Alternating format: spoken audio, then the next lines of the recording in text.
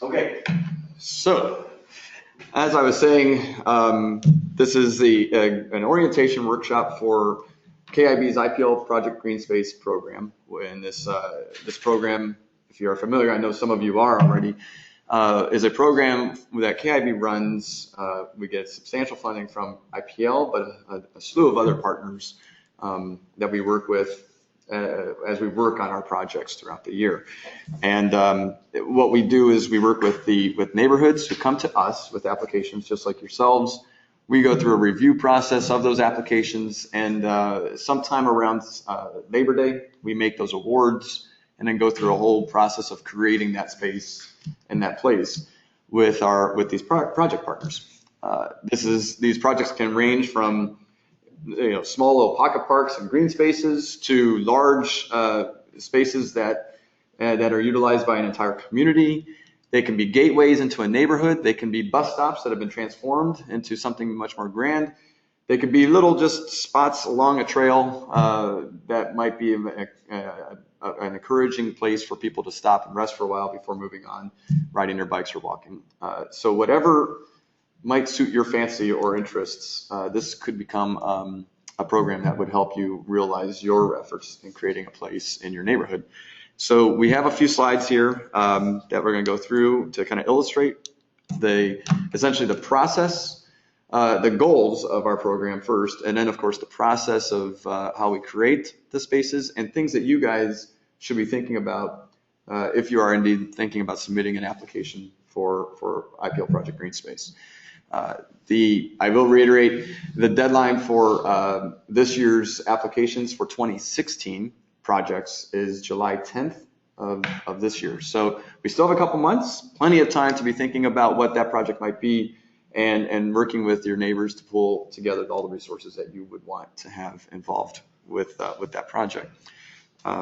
Also at that same time, it's worth noting is we've combined the deadlines so that our deadlines for GreenSpace and community forestry, which is our tree planting program, neighborhood tree planting program, is both of those are due on July 10th. So, and you can apply for both. There's no reason why you couldn't. So keep that in mind. So IPL Project GreenSpace, working to create functional, beautiful, resilient, and distinctive places. KIB has long been known for our placemaking efforts, and in recent years we have really stepped that up.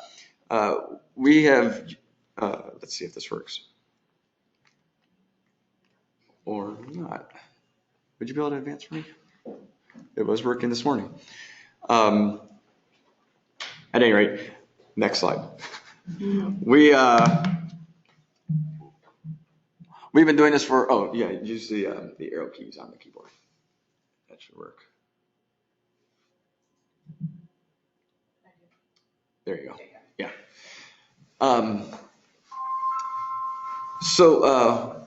So like I said, this is a placemaking effort. We've been doing this for several years now, but about 3 years ago, we changed the format of the program. In previous years prior to that change, we would award up to 20 projects or more, 40 projects, and work with these groups, coming up with that great space that they wanted to go in, do the project, and essentially kind of move on to the next project. And with doing 40 of them in a year, it was very quick. Esther, you probably have some memories of that process. We wanted to kind of redirect our process, and this was a huge shift for us. This at the same time was when KIB hired engagement staff to be focused more intentionally upon our work engaging the neighborhoods. And we've also, through that process, chose to select fewer projects. So now we choose somewhere around the range of about 6 projects a year. And those projects then we work with on a longer term basis, 3 years to be exact. And we'll go through what that really means. But what we're doing here is we're working to try to connect people to nature. We're creating places that are rooted in the heritage of their neighborhood and that are rooted in the community. And then also creating places that will have lasting value, that they'll be there in years to come, that are being used, not just created.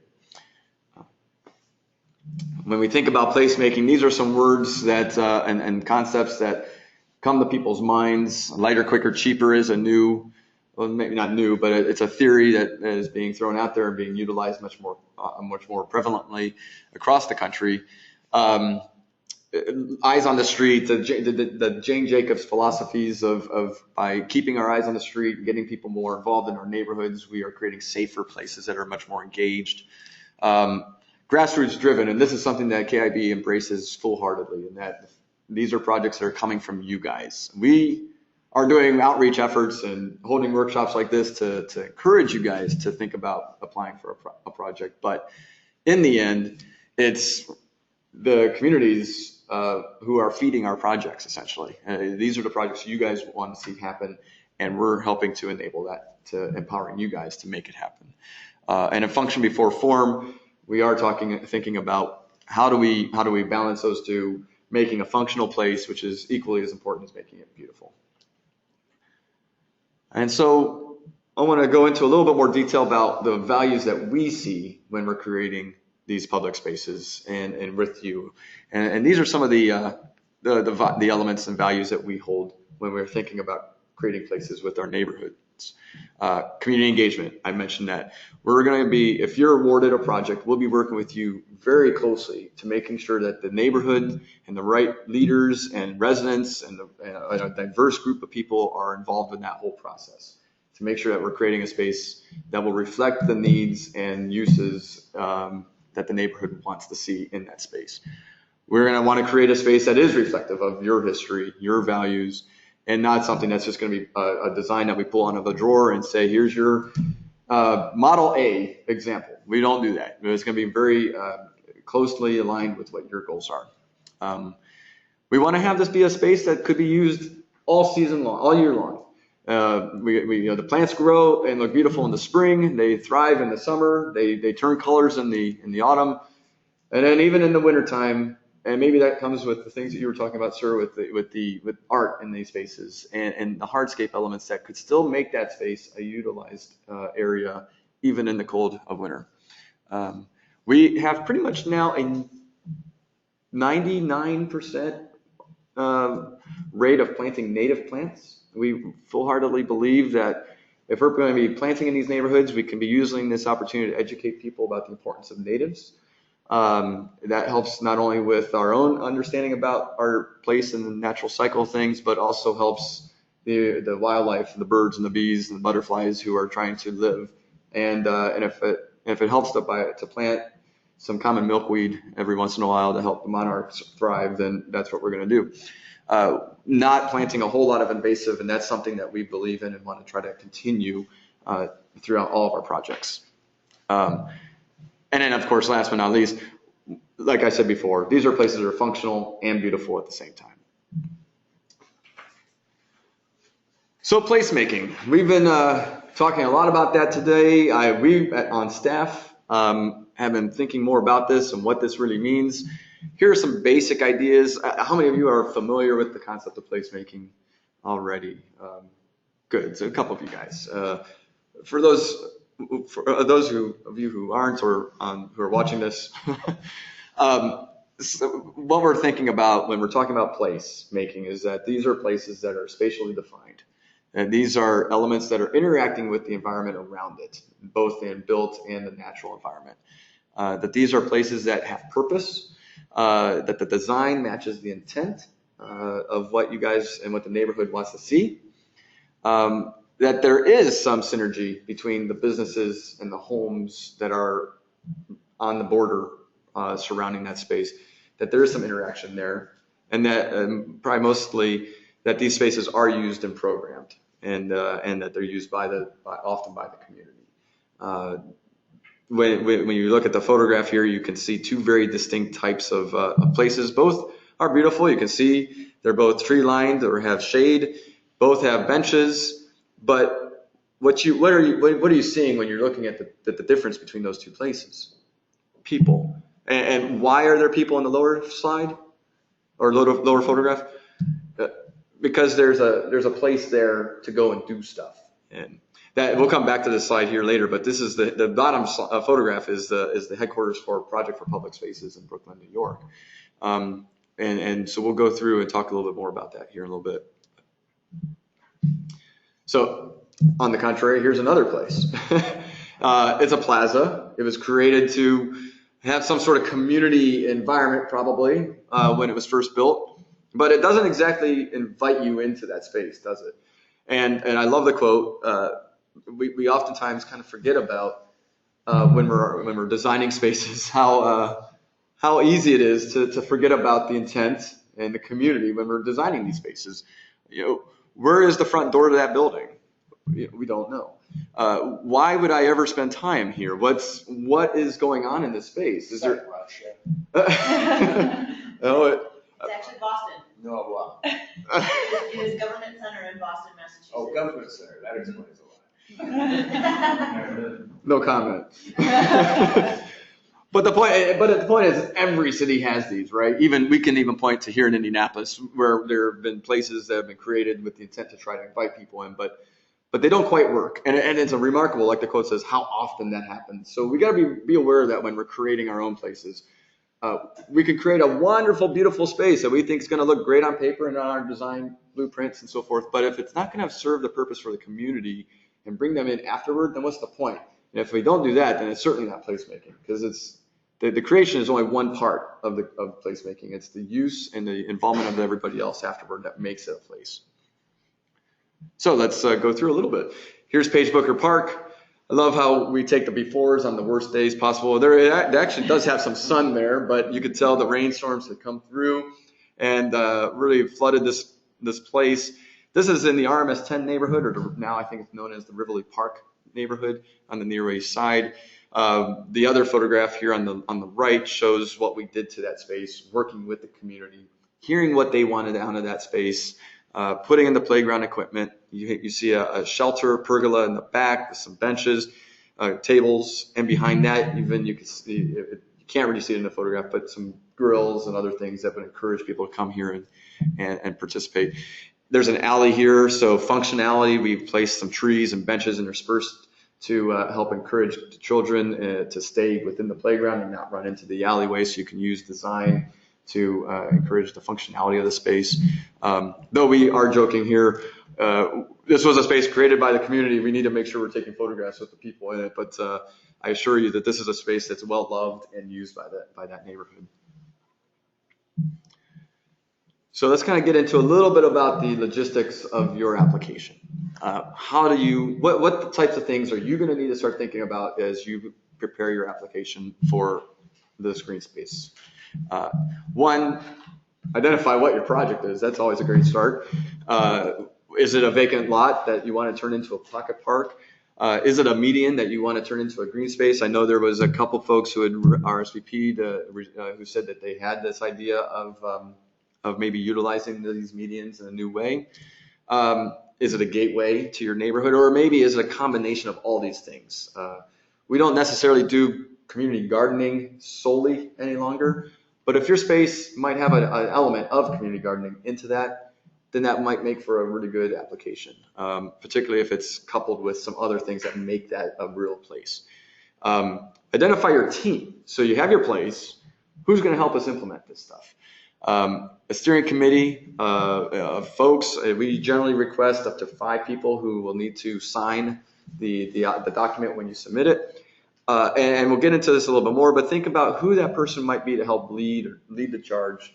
Might be a person who would help us program that space once it's complete, and who might be a person who would help us lead that maintenance and to kind of take the charge of learning what these plants will look like in each of the various seasons, what weeds they might expect to know about, and how we can use various resources to educate the team and neighborhood at large to understand how they're going to have to maintain and be great stewards of that property. And of course, lastly, build connectiveness.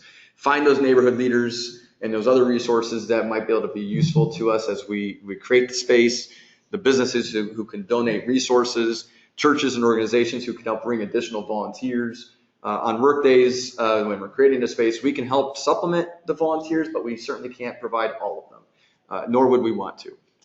We want to make sure that there's equal amount of buy-in from the community as there are from folks that we can bring in from the outside to help achieve whatever that project is on project day.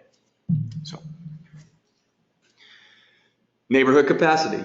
So let's think about what it is that you want to create and how that impacts your work and what kind of work that you want to accomplish.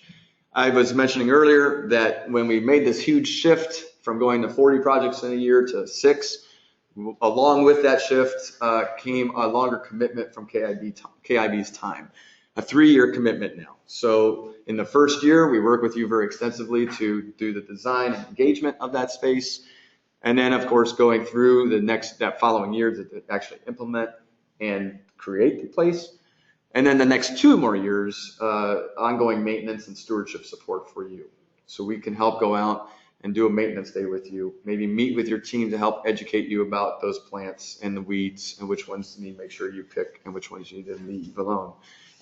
And also programming support along with that. So we can help maybe walk you through or think through different ways that you can program that space, maybe even using those concepts of lighter, quicker, cheaper, because programming does not need to be elaborate. It could be something very simple, something just to get people to come to your space and enjoy it.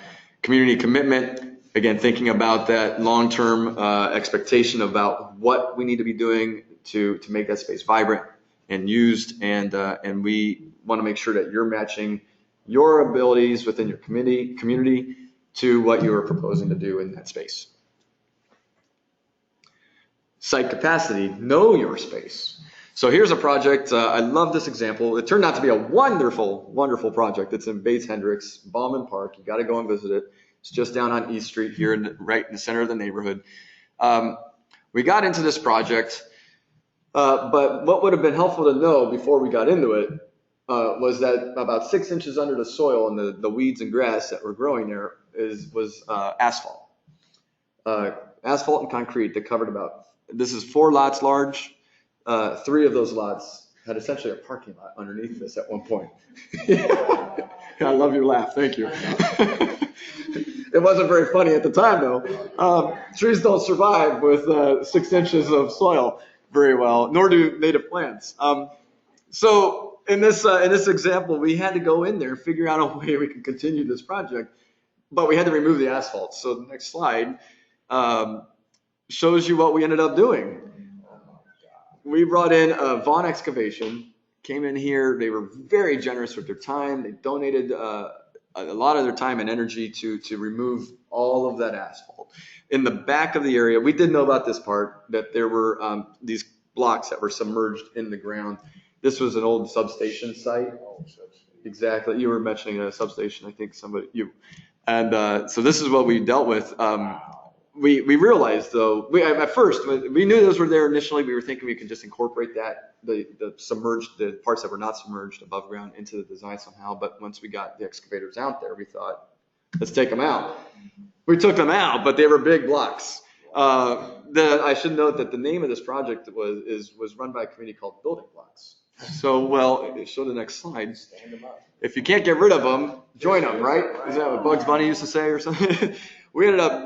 We tried to bash these things up so much, but they wouldn't come apart. So then we thought, we'll just use them in the space. And the Building Blocks name lent itself well, which I think was planned all along, actually, when all is said and done. So, and now this has become a nice little barrier towards the back where the functionality of the space actually works well. We're creating a barrier in the back of the lot where 2 alleys, or an alley and a driveway come together. Next slide. So again, just to reiterate, know your site, know what's on it so that we can be better prepared before we get into it. The second piece here, which is a huge element, is site ownership. We'll be entering into, before we begin the project with you, with your entire committee, we'll enter into a Memorandum of Understanding, which will help to start to understand our responsibilities and your responsibilities. Part of that would be to acknowledge site ownership. If the neighborhood doesn't own this lot outright, then we're going to need to make sure that the property owner of that lot is fully on board with this project. We don't want, go ahead and click, our property owner to come out to us and say, get off our land. This is nothing that you can be doing work on right now. I've not given you permission. We need to have sole support from the property owner, no matter who that is, whether it's a CDC, whether it's the city parks department or anybody within the city, whether that's a private property owner, or if it's the neighborhood association, whoever it is, that property owner will sign the MOU to ensure that we can proceed. There was an example, again, it's the learning curve that we've had over the years of doing this, but we did a project, a beautiful space, we created it. A few years later, it was paved over to become a parking lot. So all that time, that energy, and not to say the funding, the resources from the donors who invested their time and money into this project completely lost for a parking lot. We can't have that happen again. One way that we will review your project, and I'm going to start getting into some of the review criteria here as well, but one way we review that is by using a variety of means. This is one way that we can objectively review your project, where we kind of take some of the subjectivity out of it and try to keep it as plain and straightforward as we possibly can. We have a wonderful mapping system here that we map all of our projects, tree plantings, green spaces, all of our Great Indy cleanups, our adopt a block, where the block coordinators are. We can map all that. You can see this on here. You also see the strings of the fingers of all of our creeks. So we work very closely with reconnecting to our waterways, so we can understand if your location is within a connective area or a focus area for reconnecting to our waterways. We know that if you are in a quality of life neighborhood, that your neighborhood may have done a quality of life plan, so we would know that this project could help further those goals. We also can evaluate funder desires, where there might be some opportunities for us to raise dollars quickly and easily with a donor who might be interested in a specific project.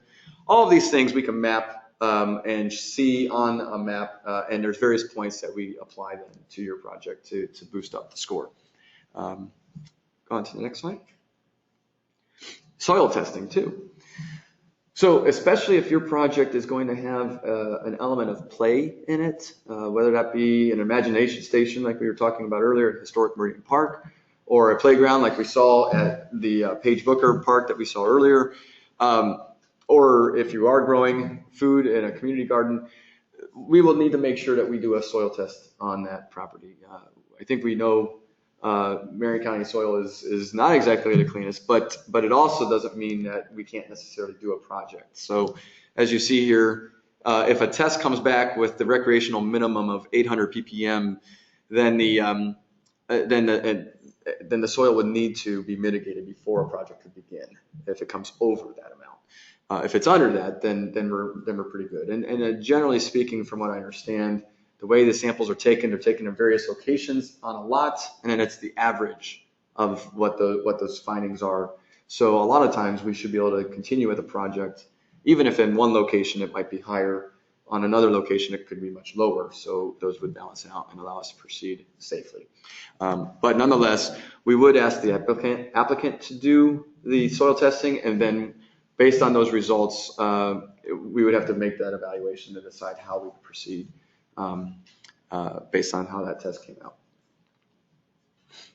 So let's go into some of the other values. And these are all in a handout that I've passed around, so you'll be able to follow along there. What I like about this is that these are the values exactly, and as you fill out the application, you'll note that there's very close alignment between the questions on the application and the values that we're going over here now. We will base our review of all these projects very much on these and your questions, which are closely tied to that. So going through these very briefly, placemaking, again, thinking about how is this project going to enhance the place and the value of the value of the community, and what that impact is going to make, and all of those things: public art, architecture, design, horticulture. How do those things work together to raise the broader spirit and aesthetic of the neighborhood, the region, and the city as a whole? The community. How will this project bring neighbors together in new ways? Will we be able to have an opportunity for new partnerships? Will we be able to have the opportunity to recruit new people to be involved with the Adopt a Block program or Great Indy Cleanup? And how many people are currently block coordinators in that neighborhood? How many Great Indy Cleanups have we already conducted? So that kind of gives us an understanding about the current capacity versus the potential capacity. The environment. What is the impact that this project will have on air, soil, water, stormwater runoff, birds and wildlife? What is the scale of change? I love this example of Millersville Fall Creek. So here you go, back in 2010, your regular concrete median triangle at the intersection of 56th Street and Fall Creek Parkway, a spot that deserves much more beauty than what this provides, especially since you're right there along the Kessler Design Parkway. The neighborhood at Millersville Fall Creek wanted to revamp those, remove that concrete, and we came up with this redesign for that space. Huge change in scale. And then, of course, maintenance is a huge component to this. This is where this neighborhood has made partnerships with Walgreens, dragged across hoses across the street to water this. And they had a really clear-cut plan for how they would do that when they were submitting the application. The clear-cut plan that you can have to understand how you're going to access water, what your setup is going to be to maintain that space, the stronger your application is going to be. Water is essential. We got to have access to your site. You got to have a plan for how you're going to water that. And if you don't, try to figure out how that's going to be. Otherwise, we might need to work on thinking about what that is before you make an application. So yeah.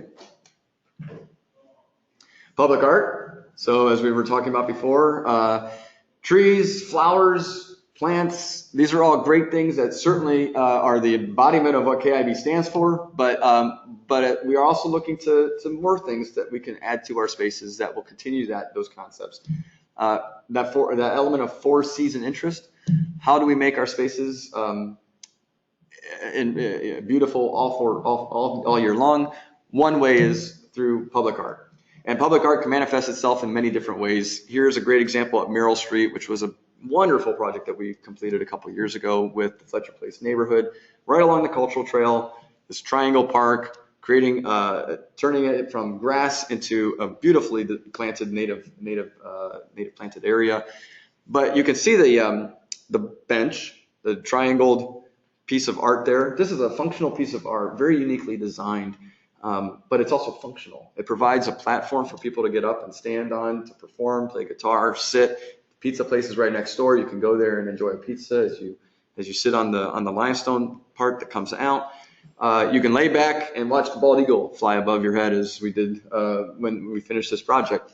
So it's great. It provides you with multiple opportunities to experience the site. It also provides the functionality that the neighborhood wanted. They wanted to encourage people to come in and experience the place, but not necessarily stay too long. So it provides a great resting spot along the cultural trail, and then you move on and continue your trip. Lasting value goes into the next part that I want to talk about, which is about programming your space. How is it going to be used? So I want to really emphasize this. Again, we talked about this at the beginning. We create these wonderful places, but then how are they going to be used? And I want you should, as you're putting together your application, you should really be thinking about programming. And how is this space utilized? The power of 10 is a theory that the Project for Public Spaces group out of New York utilizes. I said we would come back to this slide. This is their headquarters, their bookstore in Brooklyn. So the power of 10 essentially says in any particular space, you should try to have at least 10 things to do in that space. And then any great neighborhood should have about 10 different places, 10 different great places within that. And then any great city would have at least 10 great neighborhoods. So as you multiply all those things together, you have great neighborhoods filled with many things that you can do and utilize. In your one space, we should be thinking about how we can contribute to that overall goal of creating a better city. And we do that by thinking about different ways that we can utilize a space. And they don't need to be fancy, great, wonderful, elaborate ways. If you look through these numbers here, sit down on a bench and read the newspaper. You go inside a nearby business. You can walk by this location. You can pet a dog. It creates an opportunity for interaction between other people. Think about these ways that we can interact in your own space and the various things that you might do in that space. Maybe you are sitting on the bench and reading a book. Maybe you're standing on that platform and playing your guitar. Maybe you even take the opportunity to pick a weed or two out of the beds to help maintain that space. So I just came back from New York. This is all fresh on my mind. The example of Bryant Park is another way of illustrating this, and I wanted to make sure I shared this with you. This was a park that has seen a huge resurgence in the last decade or more, a place that went from a center for drug dealing to a place that is now inviting people families and individuals alike to come out and experience a communal space that has many things to do. A carousel, I'm not saying we'll put a carousel in your space, but they have it there. Food kiosk, which you can invite a food truck possibly to your space. A reading room where you provide an interactive library, exchange of books. They even had ping pong in this location. A monument so you can enjoy art. A big lawn where you can just lay down, enjoy the sun, and read your book. So multiple things to do and see, and that all gets back to this whole theory of the power of 10.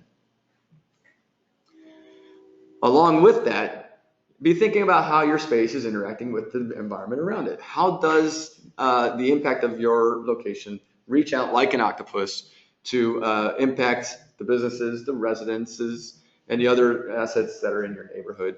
How can this space promote those things? And write about that in your application. Essentially, there are two ways of driving a project. One is project-led, where everything is about one particular thing. It's about the art that's being installed. It's about the designer that's creating something that we want to create. And in those types of instances, you see the example that we showed earlier in Boston, where you have a great design, possibly on paper, but very unusable when it gets into reality. KIB's approach to placemaking is very much place-led. So we're thinking about, and this is we won't go through this whole thing, but essentially what this is going through is talking about how are we engaging different people into the process, thinking about our vision, bringing in the various stakeholders, being led by the community, and ongoing reevaluation of that. So how does that site change over time? Just because we design it one way and we complete it in 2016 doesn't necessarily mean that it has to be stationary, that can't evolve or change over time. This is what place-led and placemaking is about getting the community involved with its space and programming it to be useful to the community. So I've been talking for a while, but I do want to kind of briefly run through one of my favorite projects that I've ever done here at Keep Indianapolis Beautiful, which is in Devington. How many of you are familiar with this space where we took a bus stop and transformed it into a place? Great. All right. Well, let me quickly go through it real quick. This was a project we did in 2014, and it was led by the neighborhood. These guys took this space. Here's a photograph of what it looked like before we got involved. Your everyday Indigo bus stop, where it has a shelter and a spot for somebody to sit. The bus comes up and stops. The neighborhood wanted to create a space that would be accessible, a beautiful natural gathering space.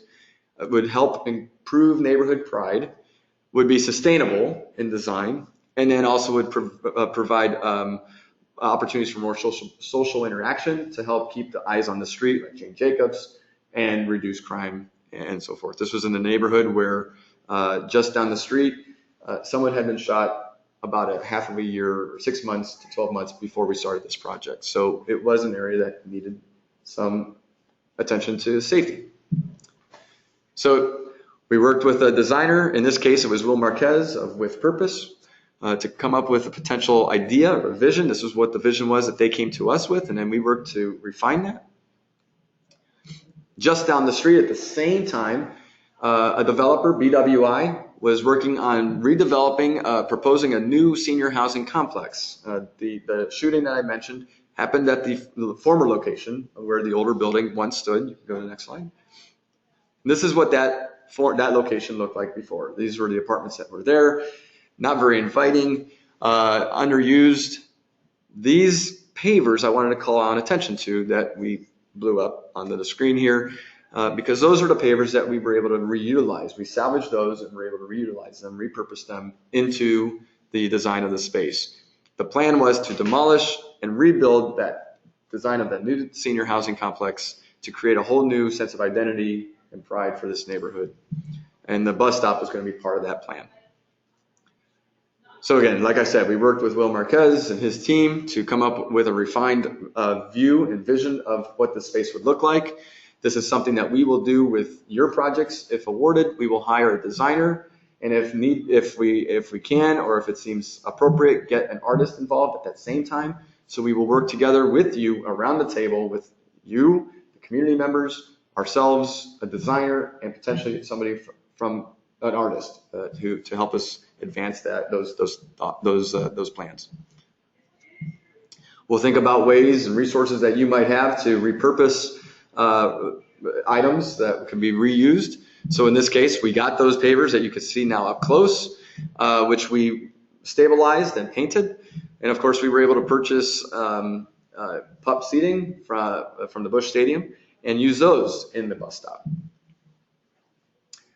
As you're going through your process of thinking about your place, be thinking about in this case, honorary passengers that are going to be along the ride with you, and invite them to be part of your process. And in this case, we were lucky. We had some great support and great publicity to get this out to the leaders of the community. And of course, you got to remember about your community, because they're the most important in getting the right people involved in your committee to be involved. So here we had Jim Naff and Thomas and Bill, and these were great people who helped us throughout the entire process of going through the design, thinking about what we wanted out of that design. And we did a lot of that right here in this room. After you get your project awarded, we will have a series of workshops that will go through the process with you. What kind of engagement are we going to be looking at to do with you? What to expect out of implementation and maintenance and ongoing programming. Think about the stakeholders that we want to reach out to. This was a fantastic project because Arlington North High School was just catty corner to this location. So we were able to reach out to the art teacher there at the school, engage his students into that process. And these students became not just people to bounce ideas off of, but became part of the process. Going to the next slide. They took those pavers, we brought them into the classroom, and they took the chisels and started hacking away at the concrete to restore them. And then after that process was done and we cleaned up for the janitor, we got out the paint and made, according to the plan that was set in our design, painted the pavers. And these kids had a great time being part of that physical process. Go on to the next. We challenged their minds and had them brainstorm ways that we can dress up the shelter that we were getting from Indigo. So we partnered with Indigo on this project, along with the city, DPW, who were doing street improvements. So we were able to help get them to help us improve the curbside at the location. Go back one. No worries. But I was saying we got the students to think and brainstorm about what they wanted to put on the glass of the shelter. And so through a long process of debate and thought and design, they ended up coming up with a quote from Maya Angelou about the evolution and metamorphosis of a caterpillar into a butterfly. And so that quote we then put on the glass and images and artwork to reflect that. We go through a series of work days with you to actually get out there working in the hot heat and pulling down these, putting those pavers in and working with you to plant the plants and so forth. We'll work with you on setting those days up. Some more images of that process and the end product. And you can see the quote about the butterfly there. A rain capturing device that led down to a rain barrel for the sustainability element for this design. The pup seats that have been reused, the pavers that have been reused, the trash can that is now being cared for by an adopt-a-block coordinator on that street, a senior resident who lives in the apartments now that have been built. She goes by there every week to help empty out the trash and care for it. Across the street is the Kroger, so the seniors would go across the street with their carts and then come back across with all their food, but then leave the carts just randomly placed wherever on the site. After our design here, we actually have a pocket now where they can park their carts. So it gives it some more rhyme and reason to the overall space and cleans it up. And it creates a sense of place. Surrounding this whole thing are native plants and a serviceberry tree for some shade that will grow. And we have the apartment complex owner across the street who's separate from the BWI development, helping to water the space. As I said, the seniors. So it was a full community buy-in project from start to finish with great supporters like Indigo, the city, the school, and PUP. So last but not least, this is just a wrap up of all the things. Going back again, Here's the Perth Cultural Center in Australia. I know we're getting outside of our boundaries here, but like I said, it happens across the country and the world. We create these spaces. We think they're beautiful, but they're not used. After PPS, the Project for Public Spaces, came in and worked with Perth to revitalize the space, they came up with the following slide. And you can see this is the same space, added greenery, programming with food trucks and pop-up elements that, again, could be lighter, quicker, cheaper. Or we can make it more programmable space that's more permanent. It's the idea that it is all driven by you, though, as a community. I think the next slide says it wonderfully. Henry David Thoreau talking about the value in life and bringing happiness and enjoyment in a space really comes from the people who are there and by you as an individual. So I guess if there's anything to pull away from with all this, as you're thinking about your applications that you're submitting, think about what this place will mean to you, to your community, and how you'll continue to keep that place thriving after we have created it with you. So I think that's it. I think the next slide is just our logo, which you know probably by now. But at this point, I guess I would open up for any questions. Even with starting late, we still got done at had a good time with the presentation. But what kind of questions have you guys got about the process? Yeah. With the MOU with the landowners, Yes. do you have an example of that online or available that we can, as we talk with landowners, have an idea of what's involved? Yes, absolutely. We do. We have an MOU on there. We have our annual report that will be, so every year after we're done, we do an annual report with you that you'll fill out so you can look at that template as well. And I think also on there, the third document is a maintenance agreement, which I didn't mention, but it's an important document. This is the, at the end of the year when we're done creating the space with you, and in every subsequent year, we'll work with you to identify who will be the one primarily responsible to lead, not necessarily do by themselves, but to lead the watering, the weeding, the making sure that the bolts are tightened on any hardscape elements that are there, that the art piece is being maintained according to the artist's suggestions for maintenance, all those things. So those three documents are all available on our website under the GreenSpace page. Yeah. For your project proposal, do we need to have, like, if we want, like, public art, do we need to have in line, like, the artist, Right. like, the kind of design that we're looking for? Do we need to be that specific, or do we need to just say we would like a piece of public art? Right. No, we don't. So underneath that public art value, the more, how do I say this? You do not need to have an artist on deck. Okay. You don't even have to have a design put together. But I would suggest that you say that you would want to have say something more than just, I would like to have public art in my space. Okay. For the most part, everybody likes art. I shouldn't say everybody, right?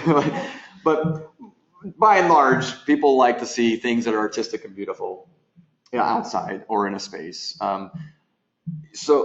But to go beyond that, I think would be more beneficial, helpful to your application to maybe give some specific ideas about what you would see. If you have an artist or something that's kind of a rendering that might already kind of be put together, you could maybe share. That would also help. Something that gives us some more understanding that you are serious about doing something artistic in your space. That always helps boost the points in that particular section. Does that help? Yeah. All right. My next question. Yep. If the soil comes back, so we're testing the soil. Yes. And if it comes back higher than 800 and it needs to be mitigated, are we responsible to get that done? Yes. Okay. Yeah. Then we retest and. Right. So again, the question, yeah. So would the project partner who is responsible for getting the test be responsible for mitigating it? Yes. There are various methods and suggestions that we can provide that would, or in resources we can point you to that would provide suggestions on how to mitigate that. Oftentimes it could be as simple as just adding about 12 inches of soil over that space if you're growing something, or 12 inches of mulch over that space if you're making it into a playground. So mitigating it doesn't necessarily mean like ripping out and doing a bunch of excavation and bringing in soil and all. yes, in some cases that might be the case. It just depends on what kind of site we're talking about. But there could also be economical ways of doing that. Maybe that could be stuff that could be done as part of the project too as well. I should probably get into finances a little bit. I should stress that this program it's a grant, but it's a resources, materials driven grant. At no point will you, the organization that you're representing, receive funding from us. You'll receive support or you'll receive resources. So we'll purchase all the supplies that are needed, the plants, the mulch, the soil, the hardscape pieces. With you, we'll come up with a very clear understanding after the design is created, a we do, you do agreement to understand some things that might need to fall upon you as the project partners and certain things that we would be responsible for as part of our award of this grant. And those would be deliverables that we would agree upon before beginning the implementation phase of the project. So I think that kind of helps clarify. There's always a question about, do we get money for this or how does that work? So I will say, in general, projects run around anywhere from a smaller project, $5,000 upwards towards 20, 15. But that doesn't necessarily mean that's the total cost of the project. KIB has a number of partners who are very gracious in their donations of time and resources and money. Those also add to the overall cost. So it's not unlikely, and it's not a surprise to find that a project could be total cost upwards towards $50,000 or $60,000. But that a lot of that bulk would be part of the in-kind donations that are being secured through our partnership with you. That's Shannon's job. Anything else? Well, if any other questions come up, by all means, email me. We could certainly come out to visit with you on site to go over a project more specifically that you might be thinking about. We can also review an application prior to submission if you get it to us before 5 o'clock the day it's due. I would even say a week before it's due possibly would also be helpful. But we can do some of that too, to bounce ideas off of us. So you're saying you're willing to come out and look at our space even before the application process? Absolutely, 100%. And when you say like you want a project art or the different designs, do we have to secure designers or this is what we watch? Nope. You're going to help us, right? You tell us what your vision is, and we'll work with you to figure out how we design it. And we will hire a designer that would match well to your particular project. Yep. We work with an array of designers across the city and have wonderful relationships with each of them. So we can match up who we think might have the best expertise, particularly in what we're looking at for your particular project. Yes. So you mentioned how this has kind of evolved to be larger and fewer projects. Is this an annual then kind of next year's for the 3-year commitment and then every year you do 6 or 7? Exactly.